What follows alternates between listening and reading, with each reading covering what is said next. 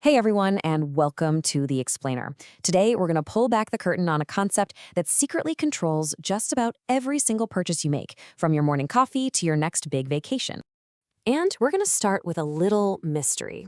I'm talking about an everyday price puzzle, something you've probably run into 100 times without ever really thinking about it. And it all comes down to how we react when prices change. So let me ask you this. Why is it that when the price of salt goes up by, say, 5%, we just shrug, right? We barely even notice, we still buy it.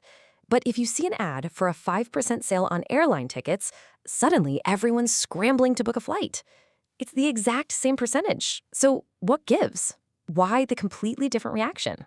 Well, the answer to that puzzle is a really powerful idea in economics.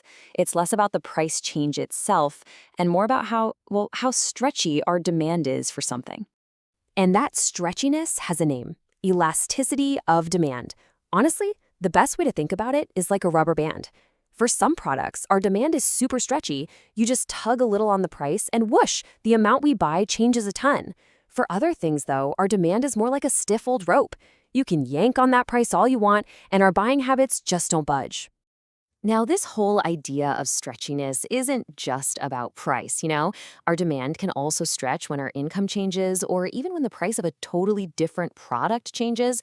But for today, we're going to zero in on the big one: price elasticity, how we react to that number on the price tag. Okay, so this price elasticity thing, it's not just an on or off switch. It's actually a whole spectrum.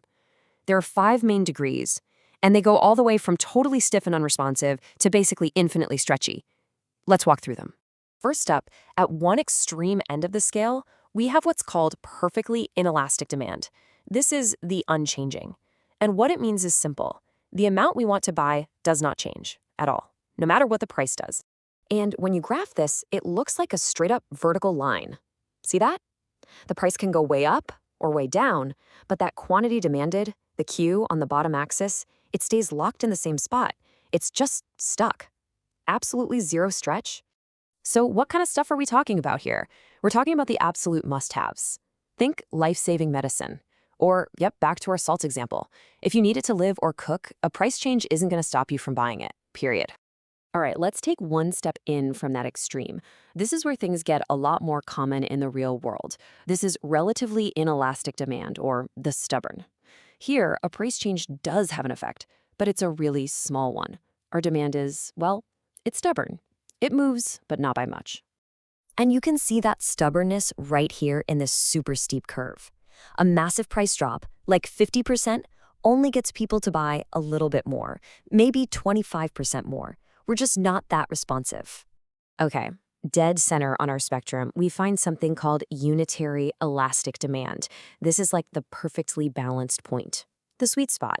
Here, the percentage change in how much we buy is exactly the same as the percentage change in the price.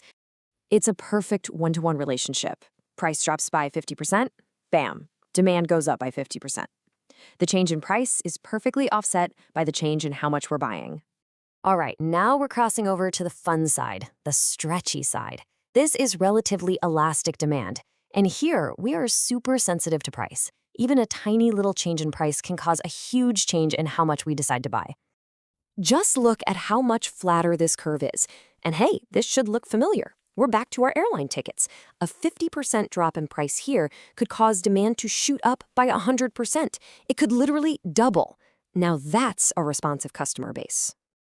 So what fits in this category? Pretty much all the wants in our lives, not the needs. We're talking luxury goods, a new car, eating out at restaurants, and here's the big one: anything with a ton of substitutes, right? If one brand of orange juice jacks up its price, who cares? You just grab the one next to it. And finally, at the far, far end of the spectrum, we have this kind of mind-bending concept called perfectly elastic demand. This is mostly a theoretical idea, but it imagines a world where the tiniest price hike, even a single penny, would make demand drop to zero instantly. And at one single perfect price, demand would be infinite. Yeah, the graph is just a perfectly flat horizontal line. You're probably not going to find this out in the wild, but it's a super useful tool for economists. They use it to think about what a market with perfect cutthroat competition would look like, where no one has any power to set prices. Okay, so we've got our 5 categories, from totally stiff to infinitely stretchy. But how do businesses and economists actually figure out where a product fits on that scale? Well, there are a few ways to do it, but one of the most straightforward is to just watch the money. It's called the total expenditure method, and it's actually really elegant. All you have to do is look at the total amount of money people are spending. Think about it. If a company puts something on sale, they lower the price, and their total sales revenue goes up, well, that means demand must be elastic. That rush of new buyers more than paid for the discount.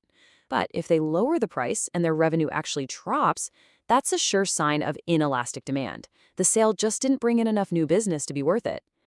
So that's the theory. But let's get to the big question. Why should you care? Why does any of this matter? Well, it turns out this concept of elasticity is everywhere.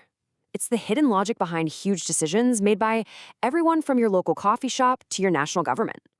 For any business, this is game-changing stuff. If you know your product has inelastic demand, what does that tell you? It tells you you can probably raise your prices and people will still buy it. It's also the secret sauce behind things like price discrimination.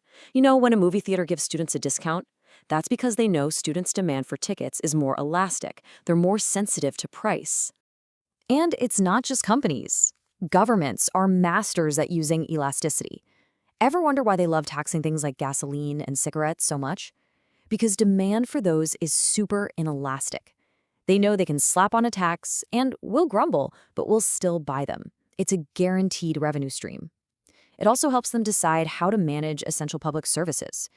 And this logic doesn't stop at the border. It shapes the entire global economy. Think about an organization like OPEC. Where does their power come from? It comes from the fact that global demand for oil is pretty inelastic. The world needs oil. So when they decide to change supply, they can massively influence the price, and they know we'll have to pay it. So I want to leave you with a challenge. The next time you buy something, anything at all, stop and think about it for a second. That coffee you're holding, was your demand for it elastic or inelastic? What about the brand of toothpaste you chose? Once you start looking at your own choices through this lens of elasticity, well, you'll start to see the hidden economic forces that shape almost everything we do. It's a total game changer.